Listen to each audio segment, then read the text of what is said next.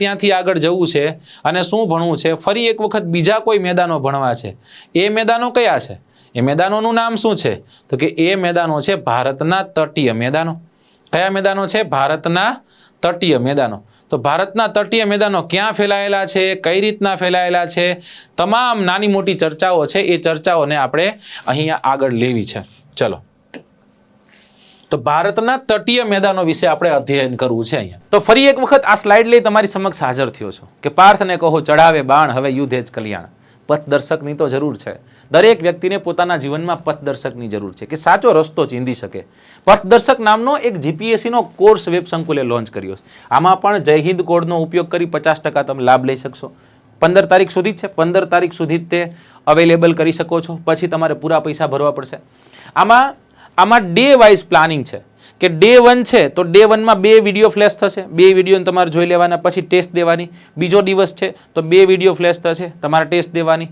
અઠવાડિયું થશે એટલે જેટલા વિડીયો છે બધાનું રિવિઝન આવશે. પછી મેગા ટેસ્ટ આવશે. એવી રીતના જેમ તમે ઓફલાઈનમાં કેમ તૈયારી કરતા હોય, ઓફલાઈનમાં કેમ તમારી ઉપર કોઈ આમ ધ્યાન રાખતું હોય, એવી રીતના ટાઈમ ટેબલ પ્રમાણે એક કોર્સને ડિઝાઇન કરેલો છે, ડેકોરેટ કરેલો છે. અને એ કોર્સ છે પથદર્શક. જો તમે આ કોર્સનો લાભ લેવા માંગો છો તો જય હિન્દ કોડનો ઉપયોગ કરી અને તમારે વેબ સંકુલની એપ્લિકેશનમાં જય હિન્દ કોડનો ઉપયોગ કરી અને આ કોર્સને અવેલ કરી લેવાનો છે. નેક્સ્ટ ટોપિક તરફ જઈએ આપણે. તો ભૂપૃષ્ઠનો એક મહત્વનો ભાગ છે જેને આપણે શું કહીએ, જેને આપણે તટીય મેદાનો કહીએ છીએ. તો એ તટીય મેદાનો આ ભારતનો મસ્ત એવો એક મેપ તમારી સામે મૂક્યો છે. અને આ ભારતના મેપમાં જો કદાચ તમને ખ્યાલ હોય તો આ ભાગ ભારતનો ઓરિજિનલ છે. એટલે બાકી બધું ડુપ્લિકેટ નહીં, પણ આ ઓરિજિનલ મતલબ કહેવાનો મતલબ કે જે ભારતનો મુખ્ય ભૂમિભાગ હતો એ કંઈક આ છે. રાઈટ? આ ભાગ ભારતનો મુખ્ય ભૂમિભાગ છે. અને આ ભાગને આપણે કયા નામે ઓળખીએ છીએ? કયો તો મને, લખો જોઈ, કોમેન્ટમાં લખો જોઈ. શું કહીએ છીએ આને આપણે કહીએ છીએ દ્વીપકલ્પીય ભારત, અથવા તો આને આપણે કહીએ છીએ દ્વીપકલ્પીય ઉચ્ચ પ્રદેશ. કેવો ઉચ્ચ પ્રદેશ છે આ? છે ભાઈ દ્વીપકલ્પીય ઉચ્ચ પ્રદેશ. ઓલો ભારતનો ટુકડો યાદ હોય તો આમ હાલતો થઈ ગયો તો જો અહીંયા આવી ગઈ ગારો ખાસી જયંત્યા. કીધું તું કે નહીં મેં, ગારો ખાસી જયંત્યા દ્વીપકલ્પીય ભારતનો ભાગ છે, દ્વીપકલ્પીય ઉચ્ચ પ્રદેશનો ભાગ છે. એ વાત કરી હતી કે નહીં? હા. તો દ્વીપકલ્પીય ઉચ્ચ પ્રદેશ જે છે એ દ્વીપકલ્પીય ઉચ્ચ પ્રદેશમાં અહીંયા કચ્છથી ચાલુ કરવાનું છે. ક્યાંથી ચાલુ કરવાનું છે? કચ્છથી લઈ અને અહીંયા આવેલી કન્યાકુમારી સુધી. ક્યાં સુધી? કન્યાકુમારી સુધી. અને એ જ પાછી કન્યાકુમારીથી લઈ અને અહીંયા સુંદરવનના ડેલ્ટા સુધી. કયો ડેલ્ટા છે? સુંદરવનનો ડેલ્ટા. એ વિસ્તારમાં જે ફેલાયેલા મેદાનો છે, મેદાનોને આપણે શું કહીએ છીએ? મેદાનો આપણે તટીય મેદાનો કહીએ. એટલે કચ્છથી લઈને ઓડિશા સુધી જવાનું છે. ક્યાં સુધી જવાનું છે? કચ્છથી લઈ અને ઓડિશા સુધી આપણે છેક જવાનું છે. સડતા ખાતરને અલગ અલગ ભાગમાં વહેંચશું. સૌથી પહેલા તો આ મેદાનને 2 ભાગમાં વહેંચવાના. તટીય મેદાનોને, કોસ્ટલ પ્લેનને આપણે કેટલા ભાગમાં વહેંચીએ? તો કે તટીય મેદાનને આપણે 2 ભાગમાં વહેંચીએ. કયા 2 ભાગ છે? એકને આપણે કહીએ છીએ પશ્ચિમના તટીય મેદાનો અને એકને આપણે કહીએ છીએ પૂર્વના તટીય મેદાનો. પૂર્વના તટીય મેદાનો. તો પેલા લગ્ન કોના હોય? નોર્મલી પશ્ચિમના પેલા હોય, મોટી બેનના પેલા હોય, જ્યાં સુધી નાની બેન હોશિયાર ન હોય. તો પશ્ચિમના તટીય મેદાનોની આપણે પેલા ચર્ચા કરશું. તો પશ્ચિમના તટીય મેદાનોમાં આપણે શું જોશું? ક્યાંથી ક્યાં સુધી ફેલાયેલા છે? તમે લખી શકીએ કચ્છથી લઈ અને કન્યાકુમારી સુધી. ક્યાં સુધી? કચ્છથી લઈ અને કન્યાકુમારી સુધી ફેલાયેલા છે. પશ્ચિમ તટીય મેદાનો કેટલા કિલોમીટર લાંબા છે? તો એને કહેજો કે 1840 કિલોમીટર જેટલા તો લાંબા છે ભાઈ. કેટલા રાજ્યમાં ફેલાયેલા છે? તો એને કહેજો કે એ 6 રાજ્યમાં ફેલાયેલા છે. કેટલા રાજ્યમાં ફેલાયેલા છે? 6 રાજ્ય. ગુજરાત, મહારાષ્ટ્ર, ગોવા, કર્ણાટક, કેરળ, તમિલનાડુ. ગુજરાત, મહારાષ્ટ્ર, ગોવા, કર્ણાટક, કેરળ અને તમિલનાડુ. રાઈટ સાહેબ? આની પહોળાઈ કેટલી છે? આની પહોળાઈ ઓછી છે. પહોળાઈ જે છે અંદાજિત 15 થી લઈને 20 કિલોમીટર જેટલી તમારે ગણતરી રાખવાની. 10 થી 15 લખી લ્યો ને. 10 થી 15 કિલોમીટર જેટલી પહોળાઈ છે. તો પૂર્વના મેદાનોની પહોળાઈ વધુ છે, પશ્ચિમના મેદાનોની પહોળાઈ ઓછી છે. પાછળનું કારણ પહેલા તો પશ્ચિમ અને પૂર્વનો ઢાળ છે. અમે તમને કીધું છે કે ભારત છે કેવું છે? ભારત પુષ્પા છે.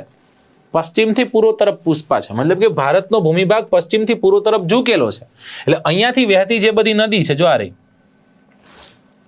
આ ગોદાવરી નામની નદી નીકળી પાડો હા હા. એક નદી નીકળી જેનું નામ છે કૃષ્ણા. આ એક નદી નીકળી જેનું નામ છે કાવેરી. આ એક નદી નીકળી જેનું નામ છે મહાનદી. કઈ નદી છે? મહાનદી. આ બધાએ શું બનાવ્યા? ડેલ્ટા. જો આ બહારનો ભાગ તમે જોઈ શકો છો. આ બહારનો ભાગ આ બહાર કાઢ્યો છે, મતલબ કે ન્યા નદીએ ડેલ્ટા નિર્માણનું કાર્ય આજે પણ આપણને ચાલુ જોવા મળે છે.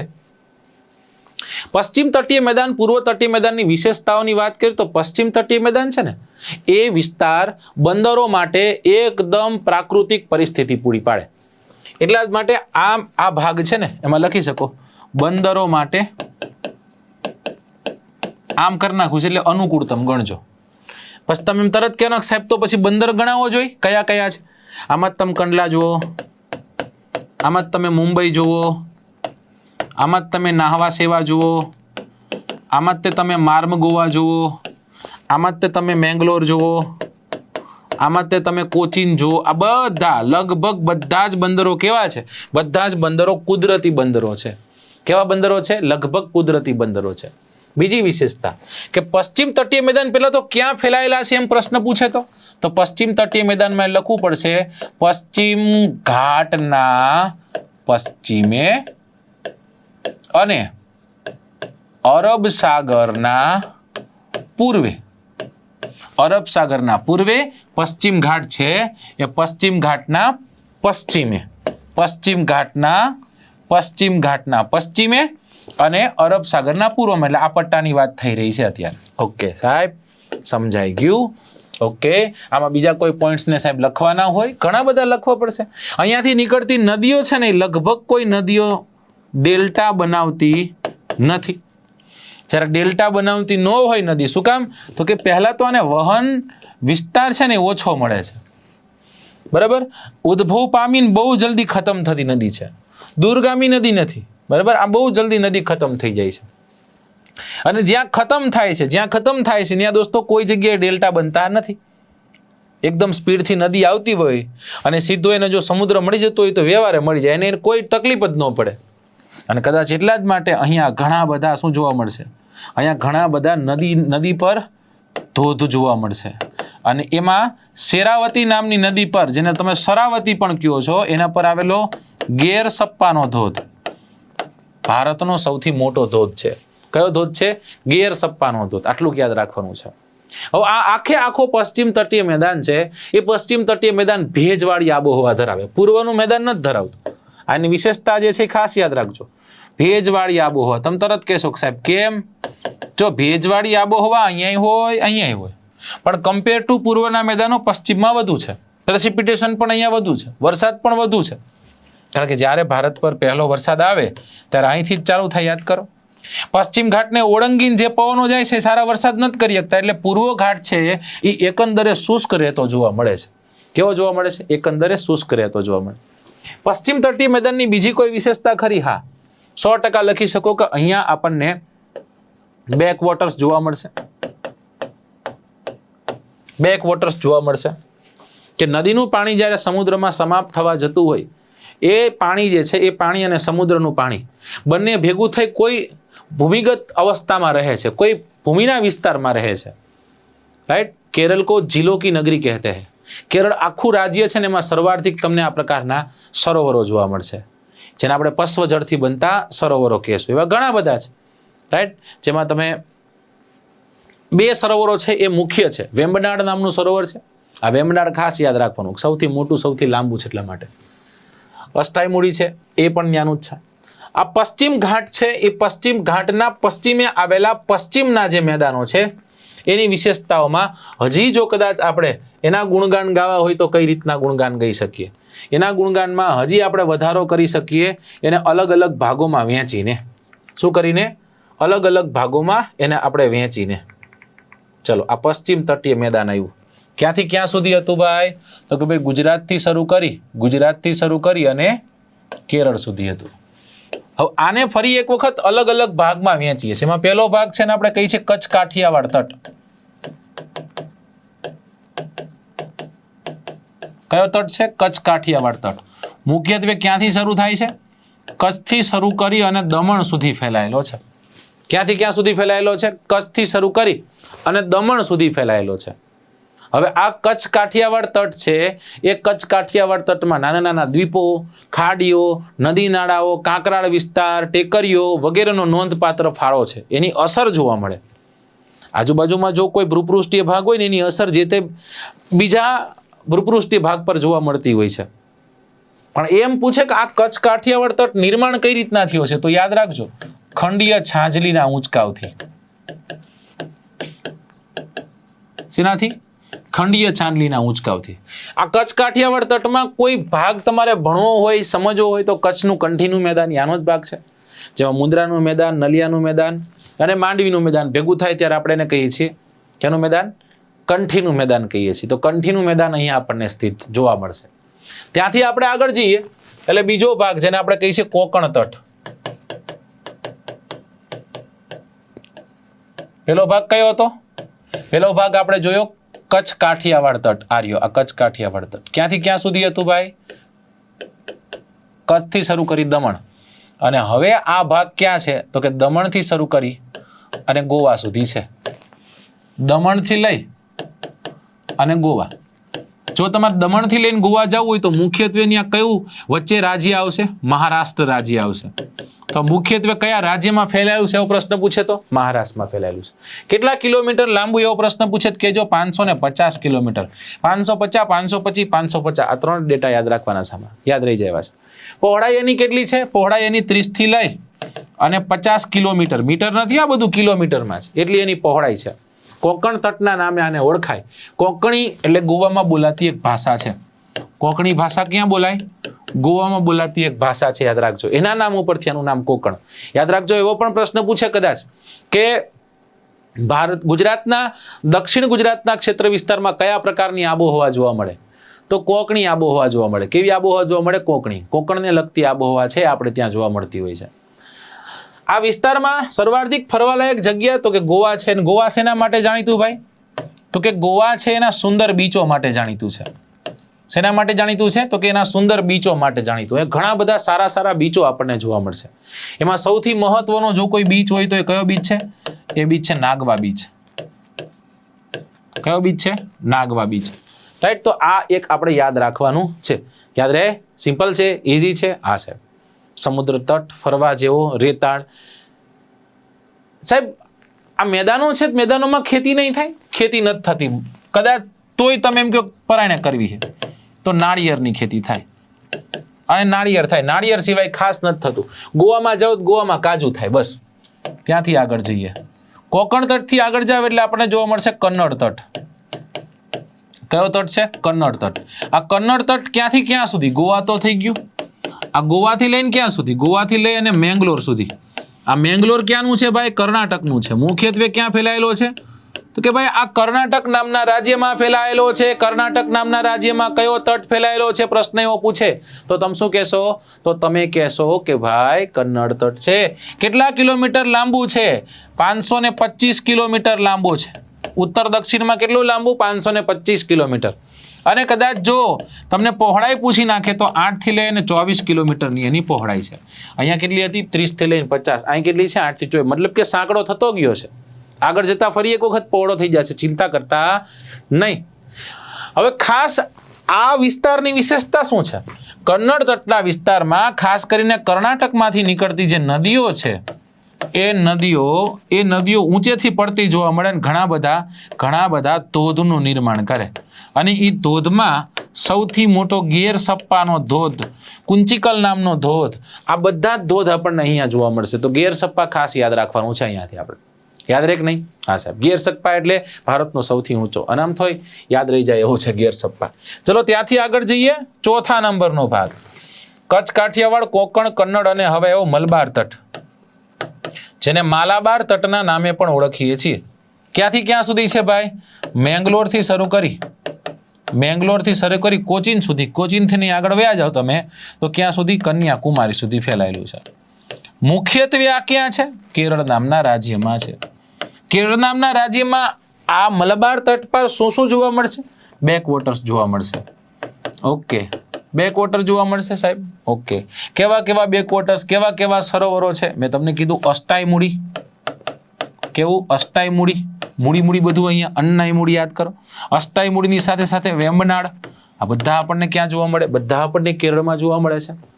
આ પશ્વજળના કારણે બનતા જે સરોવરો છે જેને ત્યાંની સ્થાનિક ભાષામાં કયાલના નામે ઓળખવામાં આવે છે.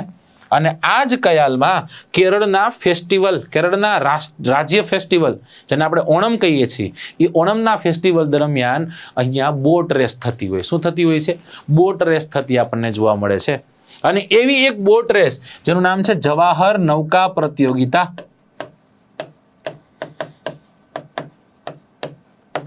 યાદ રાખજો, પ્રતિયોગિતા કેવી છે? નૌકા પ્રતિયોગિતામાં, જેમાં કવિ પાસે નૌકા જોઈ. એ કોઈ તરણ સ્પર્ધા જેમાં નૌકા બૌકા ન હોય. કવિને કરે ઘા, કવિને તરી લેવાનું.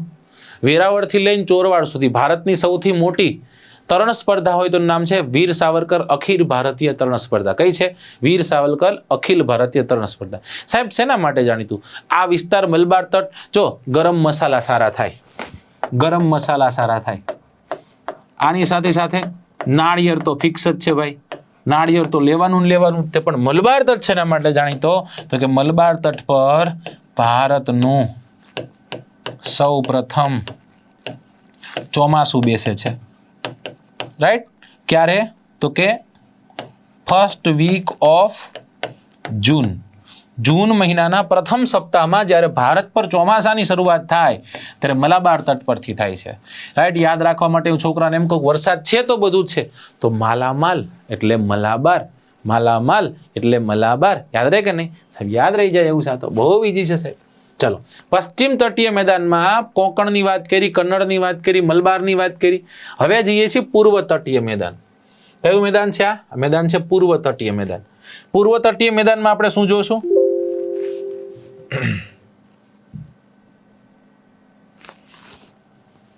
સોરી, ચલો, પૂર્વ તટીય મેદાનમાં આપણે શું જોશું ભાઈ? એની વિશેષતા જોશું, ક્યાંથી ક્યાં સુધી ફેલાયેલું છે, એવી કંઈક આપણે બધી વાતો કરશું. પૂર્વીય તટીય મેદાન. ડેફિનેશન દેવી હોય તો ક્યાં છે એનું લોકેશન? પૂર્વ ઘાટની પૂર્વમાં અને બંગાળની ખાડીની પશ્ચિમે ફેલાયેલું છે. ક્યાંથી ક્યાં સુધી ફેલાયેલું છે? તો કે તમિલનાડુથી શરૂ કરી, કેરળ નહીં આવે, શું આવશે? તમિલનાડુ.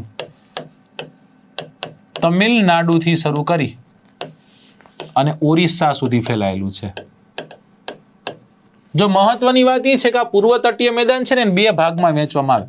પૂર્વ તટીય મેદાનનો જે ઉપરનો ભાગ છે ને એને કહેવાય છે ઉત્તરી સિરકાર.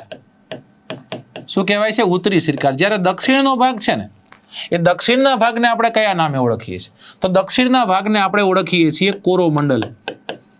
તમે સાંભળ્યું રાણુ મંડલ છે, આ કોરોમંડલ છે. એક છે ઉત્તરી સિરકાર અને એક છે કોરોમંડલ. જો પ્રશ્નમાં કઈ રીતના પૂછે કે પશ્ચિમથી પૂર્વમાં કેટલું ફેલાયેલું છે એટલે એની પહોળાઈ શું છે, અને ઉત્તર દક્ષિણમાં કેટલું ફેલાયેલું છે. ઉત્તર દક્ષિણમાં અંદાજિત 1100 કિલોમીટર છે. કેટલા કિલોમીટર? 1100 કિલોમીટર. જ્યારે પૂર્વ પશ્ચિમની એવરેજ કાઢો ને 120 કિલોમીટર. મતલબ કે પશ્ચિમ તટીય મેદાન કરતા પૂર્વ તટીય મેદાનો કેવા છે? ફળદ્રુપ છે અને કેવા છે? વિશાળ છે અને વધુ ફેલાયેલા છે. રાઈટ? ચલો, ઓરિસ્સા સુધી વિસ્તરેલું છે. અહીંયા ઘણા બધા ઉત્તરી સિરકારના મેદાનની વાત કરીએ તો ઘણા બધા આખા વિસ્તારમાં આપણે જો કદાચ વાત કરીએ તો આપણને ઘણા બધા લઘુન સરોવરો જોવા મળશે, ઘણા બધા સરોવરો જોવા મળશે, ઘણી બધી નદીઓ જે છે એ નદીઓ અહીંથી વહેતી જોવા મળશે. કૃષ્ણા નામની નદી છે. આ ઉત્તરી સિરકારનું સીમાંકન ક્યાંથી થાય? એક વખત આપણે મેપથી જ તે સમજવાનો પ્રયત્ન કરીએ. આ શું છે? આ ભારત છે. અહીંયા આપણને શું જોવા મળશે? અહીંયા આપણને જોવા મળશે બાંગ્લાદેશ, પશ્ચિમ બંગાળ અને અહીં ચાલુ થઈ ગયું બાંગ્લાદેશ. અહીંયા છે ઓરિસ્સા. અહીંયા ઓરિસ્સા ખતમ થઈ ગયું એટલે આંધ્રપ્રદેશ. આંધ્રપ્રદેશ ખતમ થઈ ગયું એટલે તમિલનાડુ. 1, 2 અને 3 રાજ્ય છે ટૂંકમાં. અહીંયા એક નદી આવે, જોવો જોઈએ. આ નદીનું નામ શું છે? નદીનું નામ છે કૃષ્ણા નદી. અહીંયા એક નદી આવે, નદીનું નામ શું છે? નદીનું નામ છે ગોદાવરી. હવે હું કહું ને એ ખાસ ધ્યાન દેજો.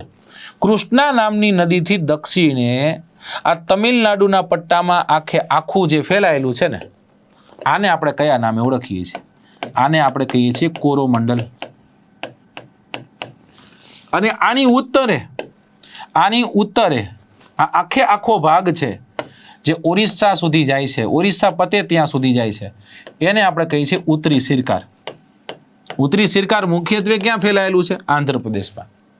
એ ઉત્તરી સિરકારનો પાછો ઉત્તરનો ભાગ જે ઓરિસ્સામાં ફેલાયેલો છે નામ છે ઉત્કલ તટ. આ જ ઉત્કલ તટને આપણે કલિંગ તટના નામે પણ ઓળખીએ છીએ. કેના નામે ઓળખીએ છીએ? કલિંગ તટના નામે પણ આપણે ઓળખીએ છીએ. હવે આ ઉત્કલ તટ, કલિંગ તટ, ઉત્તરી સિરકાર, કોરોમંડલ બધામાં આપણને શું જોવા મળે? ઘણા બધા નદીય સરોવરો, ઘણા બધા સરોવરો જોવા મળશે. નદીય સરોવરો નહીં, ઘણા બધા સરોવરો. એમાં ચિલ્કા નામનું સરોવર અહીંયા જ સ્થિત છે, યાદ જ રાખવા જેવું છે. ચિલ્કા ભારતનું સૌથી મોટું તટીય સરોવર, ચિલ્કા ભારતનું સૌથી મોટું લગુન સરોવર. લગુન સરોવર એટલે દરિયાના ખારા પાણીના કારણે બનેલા સરોવરો. ચિલ્કા ક્યાં સ્થિત છે? તો કે ભાઈ ઓરિસ્સામાં સ્થિત છે. એમાં પૂછી નાખે ઓરિસ્સાનું સૌથી મોટું સરોવર કયું? હમણાં જ તે તમને ખ્યાલ છે કે ભાઈ ઓરિસ્સાના સીએમ છે નવીન પટનાયક સાહેબ, જે સૌથી લાંબા સમય સુધી સીએમ રહેવાના રેકોર્ડમાં બીજા નંબરે, સૌથી વધુ લાંબા સમય સુધી સીએમ રહેવાનો જે રેકોર્ડ છે એમાં લગભગ 22 કે 23 વર્ષ થયા એમના, તો એ બીજા નંબર પર પહોંચી ગયા છે. તો ઓરિસ્સા, લગુન અને તટીય સરોવર આટલું આપણે યાદ રાખવાનું છે. ત્યાંથી આગળ જઈએ, ત્યાંથી આગળ જતા આપણને જોવા મળશે હજી એક સરોવર આંધ્રપ્રદેશ નામના રાજ્યમાં. અને આ સરોવરનું નામ શું છે? આનું નામ છે પુલિકટ.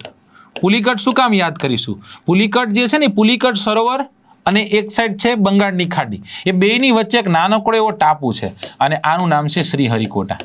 દોસ્તો આ એ જ જગ્યા છે જે જગ્યા પરથી સપનાઓનો થેલો ભરી અને ઘણા બધા જહાજો છે, ઘણા બધા ઉપગ્રહ પ્રક્ષેપિત યાનો છે એ છૂટે છે, ઉપગ્રહ પ્રક્ષેપિત વાહનો છે એ છૂટે છે, જેમાં PSLV હોય, જેમાં GSLV હોય, રાઈટ. અને એવું જ તે એક ચંદ્રયાન 3 છે એ અહીંયાથી જ છૂટ્યું છે. ઘણી બધી આશાઓ સાથે આપણા મામાને જોવા માટે ગયું છે કે એ 27 પટરાણીઓ સાથે છે કે કેમ, બરાબર. રોહિણી માત્ર એક રોહિણીને ધ્યાન નથી દેતા ને, એ ચેક કરવા માટે છેક આપણે દક્ષિણ ધ્રુવ ઉપર મોકલું. આવું કઈ નથી, પણ આ તો યાદ રાખે એટલા માટે. પુલિકટ સરોવર અહીંયા આપણને જોવા મળશે, જે પુલિકટ તમિલનાડુ અને આંધ્રપ્રદેશની સરહદ પર જોવા મળશે. આ જ આંધ્રપ્રદેશમાં હજી એક સરોવર જોવા મળશે જે ગોદાવરી અને કૃષ્ણાના ડેલ્ટામાં આવેલું છે અને એનું નામ શું છે? એનું નામ છે કોલેરુ નામનું સરોવર. આ બધા પ્રશ્ન તમને પૂછવા યોગ્ય છે. અહીંયાથી જ પ્રશ્ન નીકળે ને આવા જ કંઈક પ્રશ્નો નીકળે. તો પશ્ચિમ તટીય મેદાન, પૂર્વ તટીય મેદાન, પૂર્વ તટીય મેદાનમાં આજે યાદ રાખવાનું છે ઘણી બધી નદીઓ, કૃષ્ણા, કાવેરી, મહાનદી, ગોદાવરી. નદી શું બનાવે? વાહ નહોતું બનાવતું એ બનાવે, આ નદી ડેલ્ટા બનાવે. અને આ ડેલ્ટાનું કાર્ય હજી સતત ચાલુ છે. હજી એ ડેલ્ટાનું કાર્ય ચાલુ છે. હજી ગોદાવરી ડેલ્ટા બનાવી રહી છે, કૃષ્ણા ડેલ્ટા બનાવી રહી છે. એનું સતત કામ છે, કેવું છે? ચાલુ છે. જેવી રીતના પશ્ચિમ તટીય મેદાનો છે એ બંદરો બનાવવા માટે કુદરતી વ્યવસ્થા પૂરી પડતી, અહીંયા એવી કઈ કુદરતી વ્યવસ્થા મળતી નથી. પૂર્વ તટીય મેદાનોમાં એકંદરે શુષ્ક આબોહવા જોવા મળે છે. આટલું યાદ રાખજો. હવે જોજો એક બીજો પોઈન્ટ કે જ્યારે ભારતમાં ચોમાસું બેસે છે, નૈઋત્યના મોસમી પવનો જ્યારે ભારત પર વર્ષા કરે છે, ત્યારે ભારતનો આ તમિલનાડુ અને આંધ્રપ્રદેશનો આ જે તટીય વિસ્તાર છે એ વિસ્તાર કોરો રહે છે, એટલે એને કોરોમંડલ કીધું. પણ જેવો પાછા ફરતા મોસમી પવનોની ઋતુ આવે, એને સમય તો મારો આવે ને ભાઈ. એ જ્યારે એનો સમય આવે ત્યારે આ જ વોટર બોડી ઉપરથી જ્યારે આ પવનો વહે છે, ભેજ ફરી એક વખત ગ્રહણ કરે છે અને ફરી એક વખત દોસ્તો એવા વર્ષે છે કે ખલીલ સાહેબ કે ને કે તમે મન મૂકીને વરસો આ ઝાપટું અમને નહીં ફાવે, અમે રહ્યા હેલીના માણસ, માવઠું અમને નહીં ફાવે. કહેવાય તો માવઠું છે તો કમોસમી વરસાદ છે, કારણ કે પાછા ફરતા મોસમી પવનોની ઋતુ દરમિયાન થાય છે. છતાં પણ આ વરસાદ માટે ત્યાં તટ જાણીતો છે. કોરોમંડલ એટલે કોરો, જેમાં કાંઈ ન હોય એવું કોરો, राइट. इक हवा का झोंका आया, टूटा डाली से फूल, ना चमन की ना पवन की, किसकी है ये भूल, जो लिखा था खत में संग बह गया, मेरा जीवन कोरा कागज कोरा ही रह गया. जेनो वारो न आयो होय, જેને જુનાગઢ જવાનો વારો આવ્યો હોય, એને આપણે શું કહીએ છીએ? આપણે વાંઢેસ કહીએ છીએ, વાંઢો કહીએ છીએ. કોરો રહી ગયો. કેવો રહી ગયો? કોરો. તો આ કોરોમંડલ, અહીં કોઈ વરસાદ પડતો નથી, પણ સમય એનોય આવશે, એને ચિંતા નથી કરવાની, બરાબર. એનોય તે સમય આવશે, યાદ રાખજો. ચિંતા ન કરતા બધાનો સમય આવવાનો છે. દોસ્તો આ કોરોમંડલ તટ પર જ્યારે વરસાદ થાય ત્યારે એ વસ્તુ યાદ રાખવાનું છે કે આંધ્રપ્રદેશ અને તમિલનાડુ આ બે રાજ્ય પર સારો વરસાદ થાય છે. આ પ્રશ્ન પૂછાઈ ગયો છે, વિવાદમાં રહી ચૂક્યો છે. કોરોમંડલનો ઊંચ પ્રદેશ છે, અહીંયા સર્વાધિક વરસાદ થાય છે. એક નદી એવી કે જે 2 ચોમાસાનું પાણી ભોગવે છે, એનું નામ છે કાવેરી. જ્યારે અહીંયા વરસાદ થતો હોય ત્યારે બ્રહ્મગીરીની ટેકરીઓ ઉપરથી નહીં પાણી લઈ આવે, જ્યારે પાછા ફરતા મોસમી પવન હોય ત્યારે તે કાવેરીમાં પાણી આપણને જોવા મળે છે. અહીંયાથી આગળ જઈને પૂર્વ તટીય મેદાન, પશ્ચિમ તટીય મેદાનો છે, એના કદાચ તમને તફાવત પૂછી લે, ગમે એ પૂછે, જીપીએસસી છે. પશ્ચિમ તટીય મેદાનોની વાત કરીએ તો આ મેદાનો ક્યાં છે? પશ્ચિમ ઘાટની પશ્ચિમમાં, પશ્ચિમ ઘાટની પશ્ચિમમાં છે, બરાબર, અને અરબ સાગરની પૂર્વમાં છે. જ્યારે પૂર્વ તટીય મેદાનો પૂર્વ ઘાટની પૂર્વમાં, બંગાળની ખાડીની પશ્ચિમે છે. પશ્ચિમ તટીય મેદાનોમાં ઘણા લઘુન સરોવરો જોવા મળે. પૂર્વ તટીય મેદાનોમાં લઘુનની સંખ્યા ઓછી પણ મોટા જોવા મળે. પશ્ચિમ તટીય મેદાનો છે એમાં નદી ડેલ્ટા નથી બનાવતી, અહીંયા ડેલ્ટા બનાવે, ગોદાવરી, કૃષ્ણા, કાવેરી, મહાનદી વગેરે. પશ્ચિમ તટીય મેદાનો છે એ પૂર્વ તટીય મેદાનની સાપેક્ષે જો કદાચ જોઈએ તો પહોળાઈ કેવી છે? ઓછી છે, ફળદ્રુપતા પણ ઓછી છે. પૂર્વ તટીય મેદાનોની ફળદ્રુપતા વધુ છે, પહોળાઈ પણ વધુ છે. પશ્ચિમ તટીય મેદાનો બંદરો બનાવવા માટે પ્રાકૃતિક પરિસ્થિતિ પૂરી પાડે છે, જ્યારે ઓલી જગ્યા પર કોઈ એવી પ્રાકૃતિક પરિસ્થિતિ નથી પૂરી પડતી, કારણ કે એ ખંડીય છાંડલી છે ને એ એકદમ મંદ ઢાળ ધરાવતી, 500 કિલોમીટર લાંબી. નોર્મલી 200 કિલોમીટર તો ખંડીય છાંડલીમાંથી ખંડીય ઢાળ બની ગયો હોય, આ 500 કિલોમીટર લાંબી છે. તો આ હતું પૂર્વ તટીય મેદાન, પશ્ચિમ તટીય મેદાન, ભારતના તટીય મેદાન. આશા રાખું છું કે આ બધું જ તમારા મગજમાં ચડ્યું હશે. જેવું પ્રશ્ન પૂછાય ને હોપો પાડી દેવાનો હે ભાઈ. ઓકે, ચલો નેક્સ્ટ ટોપિક તરફ આપણે જઈએ.